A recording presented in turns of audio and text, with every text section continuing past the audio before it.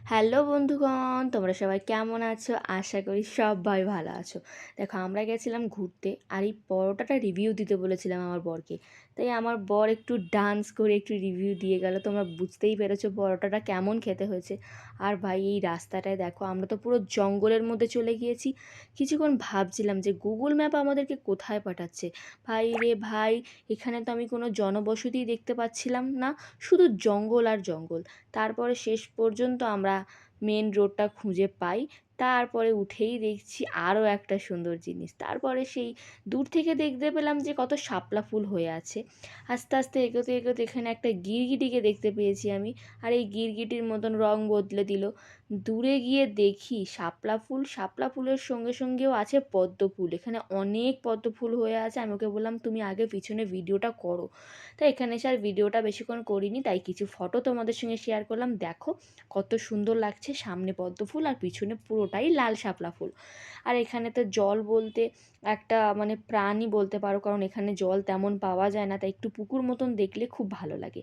আর এখানে গাড়িটা কিন্তু আমার হাতে পড়েছে বন্ধু, আমার হাতে। এইবারে আমি তো একটা বাম্পারকে দিয়েছি পুরো উড়িয়ে। তারপরে আমার বর আমাকে বলছে, তুই জানিস তুই আমাকে কত উঁচুতে উঠিয়ে দিয়েছিলিস। আর এই যে জায়গাটা দেখতে পাচ্ছ, এটা হচ্ছে একসময় ব্যাঙ্গালোরের, এখানেতে সোনা পাওয়া যেত।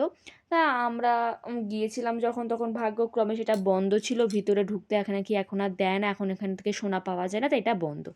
তা বেশি ফটো তোলা হয়নি বলে ওকে বললাম, চলো একটু পাহাড়টা থেকে ঘুরে আসি। রাস্তার পাশে আমি দেখতে পেয়ে খুব জবরদস্তি করেই নামিয়েছিলাম, কিন্তু ওপরে গিয়ে আমি বেশিরভাগটা ফেঁসে গিয়েছিলাম।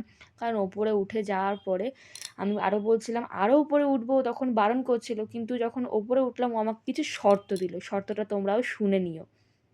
আর দেখো ওপর থেকে নিচটা কতটা সুন্দর লাগছে।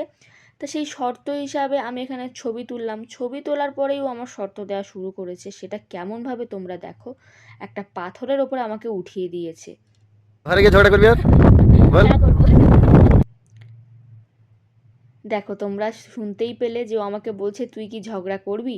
আমি বললাম হ্যাঁ করব। যেই বলেছি হ্যাঁ করব, ও সোজা নিচে চলে গেছিলো। তারপরে অনেক ডাকার পরে আসলো।